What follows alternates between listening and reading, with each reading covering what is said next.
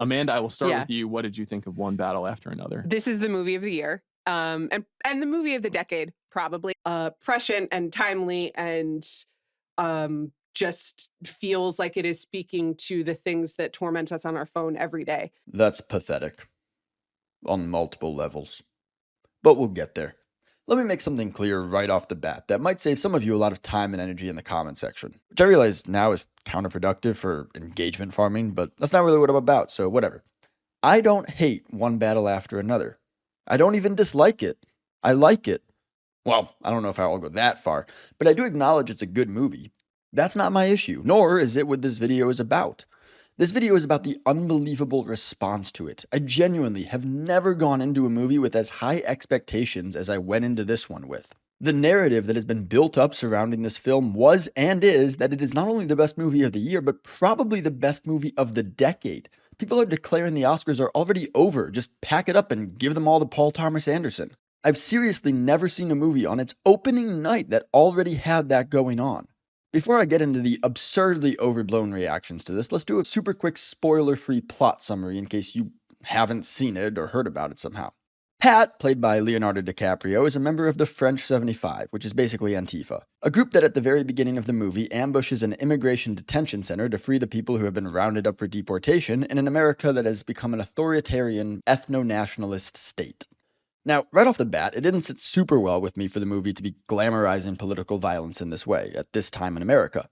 Notice, I didn't say celebrating it, which the film doesn't, but glamorizing it, which the film does. But I understand that Paul Thomas Anderson spent years and years working on adapting this story, and in fact, he finished this movie before Trump was even inaugurated, so it's not on him, just unfortunate timing. Or fortunate, depending on how you look at it.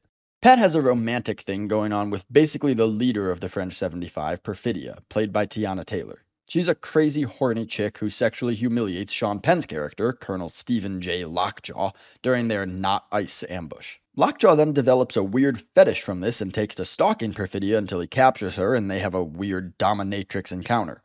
I wonder if that'll come into play later. Soon after, Perfidia and Pat have a daughter who is definitely Pat's daughter, for sure.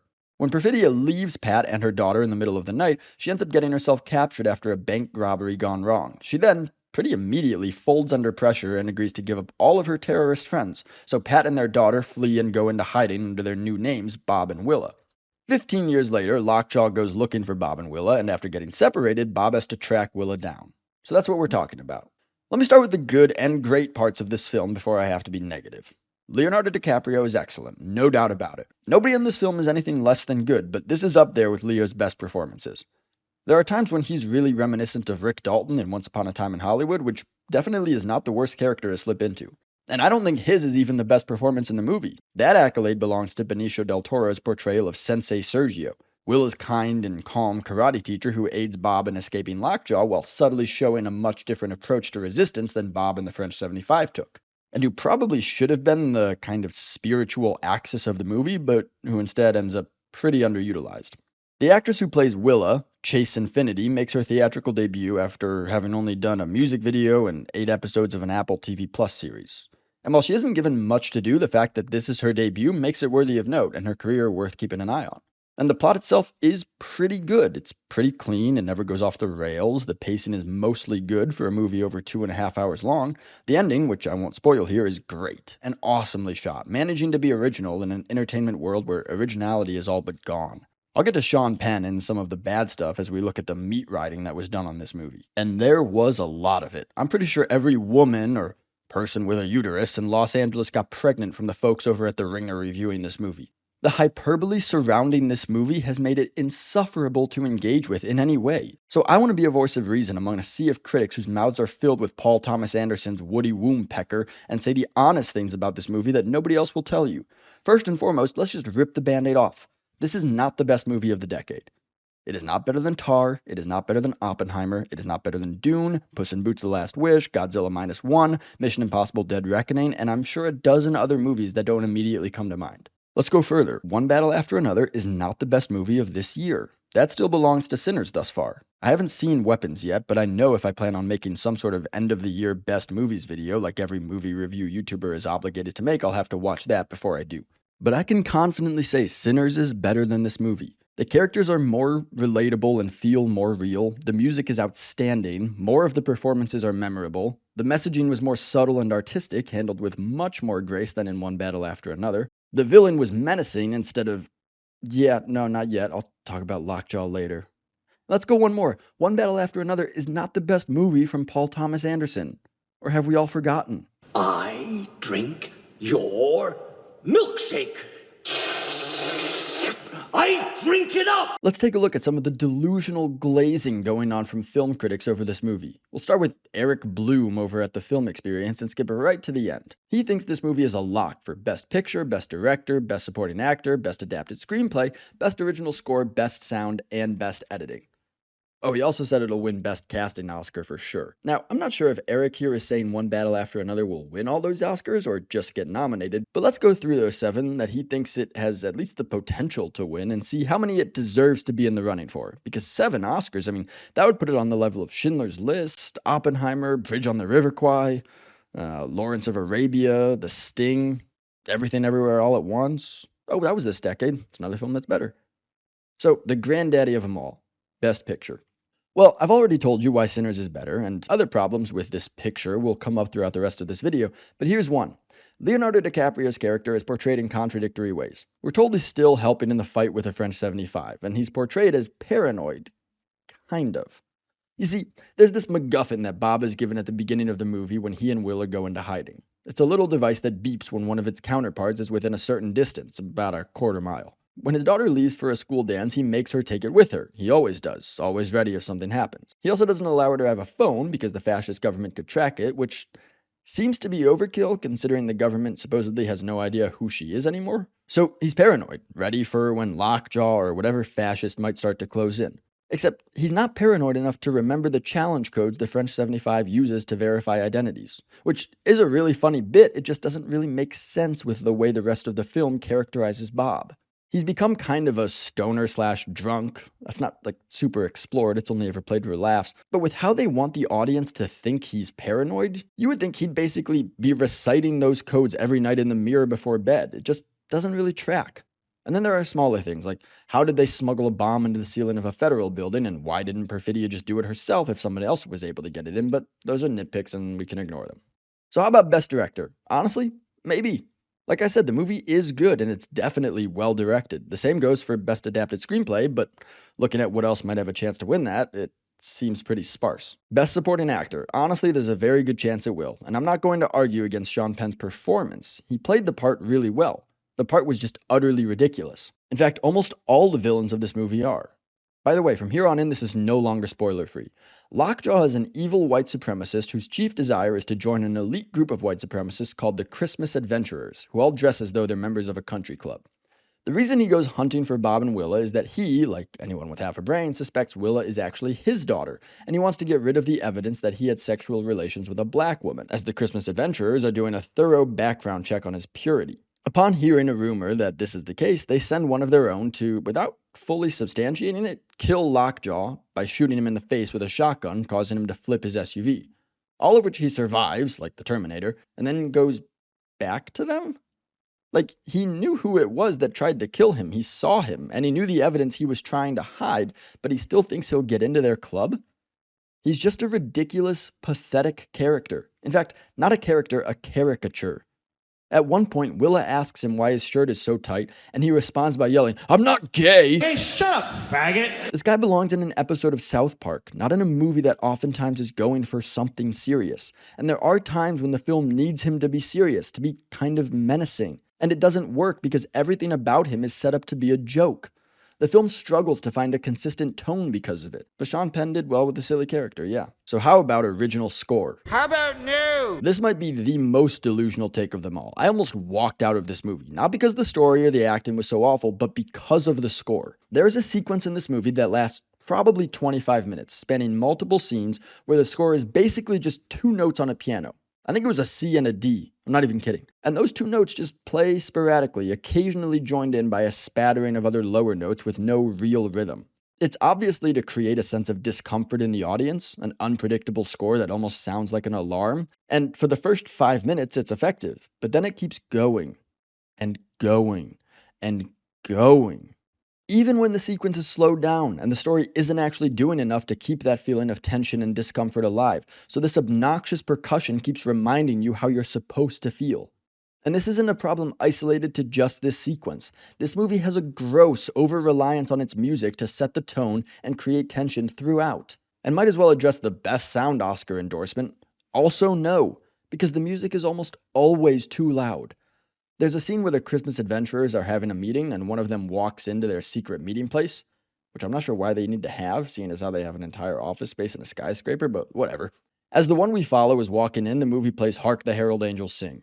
It's an obvious joke, the kind a YouTuber would make in his review, to play Christmas music over the Christmas adventures, but again, it's underscoring these serious protagonists are being chased by thoroughly unserious antagonists, and the Christmas music is jarringly loud over the scene. It should last at the volume it's at for basically Hark the Herald Angels Sing, Glory to the Newborn King, and then quiet down considerably, but it doesn't. There are stretches of the film where long scores play, then immediately transition into another piece of score instead of letting silence have its day. There's just no balance. So if this film wins Best Original Soundtrack and or Best Sound, I'm going to claw my ears off. And come on, this over Sinners?